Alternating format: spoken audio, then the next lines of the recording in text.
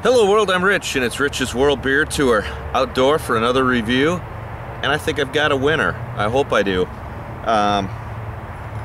Butte XXVII from Deschutes. Funny story about this, I get a call from my father. My father just turned 90. He said, Rich, I need some help. I said, what? He said, I need to carry some beer. I was like, okay, my dad doesn't really drink beer. He put his name in a raffle at the local Performing Arts Center, and he won 50 beers.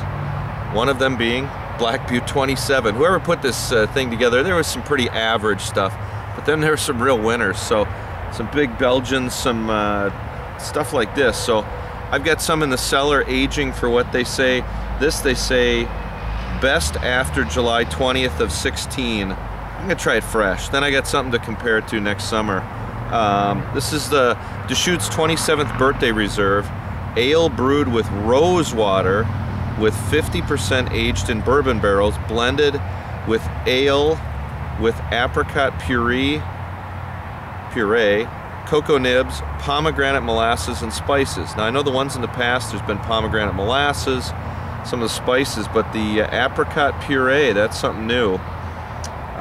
So their Imperial Porter, what do we got? 11.6%. I have loved the Black Butte, their anniversary series. They've been knockouts, and that, wow, this one's having a hard time. That wax top, getting that off. I got my tulip. I want to get my nose in this one. See what's going on. Let's get a good pour. Been chilling this for a couple weeks, and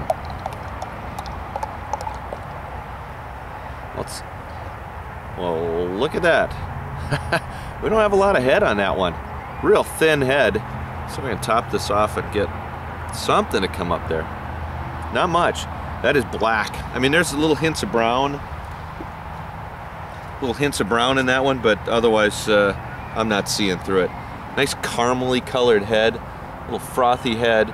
It's gonna stick to the sides there with all that alcohol on it, but not much. She's dying off quick. Just a boozy, bourbony caramel.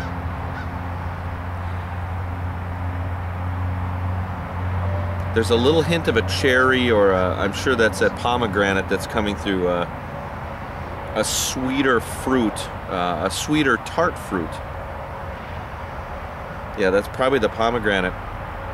Get a lot of caramel, and the bourbon is there. This is not a heavy smell. I was thinking, okay, there's a lot going on in there. We're gonna get some heavy smell.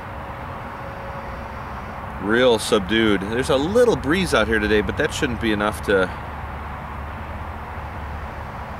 Yeah, I don't get, maybe a little dark licorice on that. I don't know. Let's dive in and get the taste on this thing. I've got it about, I don't know, 48, 49 degrees is what the fridge was set. Had it outside, or I've had it set out for about a half an hour. Maybe it's 50, a little above. Let's give it a try. Cheers.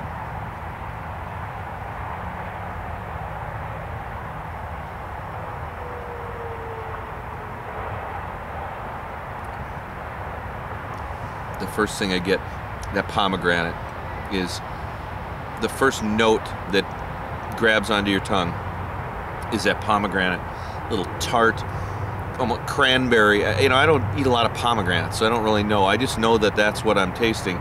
To me, it's a cranberry. It's a very, very close to a tart cranberry, a combination of tart cranberry and tart apple that just grabs me.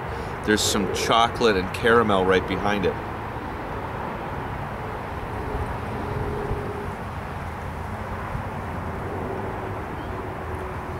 It is smooth. There is black licorice in that. There's bourbon. There's brown sugar. I'm not a porter guy, but the porters and stouts, boy, they walk that fine line together so close. You could almost argue this was a stout, just in all the cocoa powder I'm getting. I always think of porters as more of a dark chocolate bitterness and a stout, more a sweet chocolate. Just, I don't know, for me that's an easier way to kind of think those two apart. This one crosses over. There is some dark chocolate, but I get this cocoa powder, sweet baker's chocolate.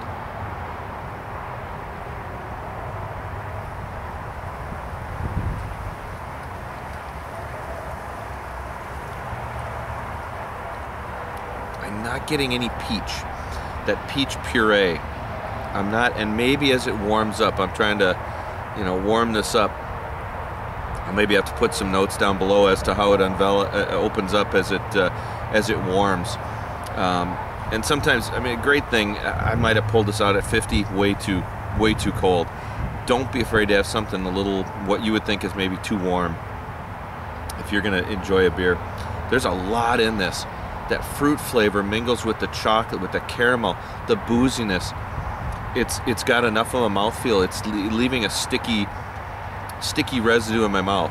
Maybe that's the wrong word. It's coating my mouth real nice, leaving a little slick caramel and chocolate in my mouth.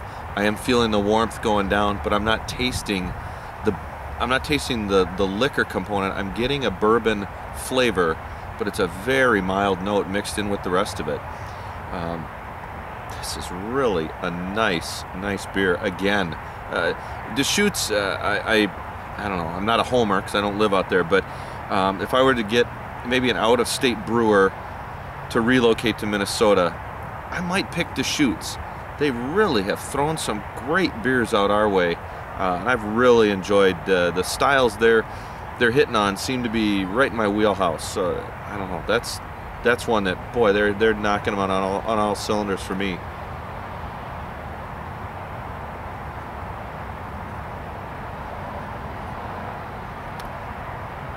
Yeah, that pomegranate, the licorice note, that anise note, and the bourbon are hitting, and then the caramel chocolate, cocoa powder.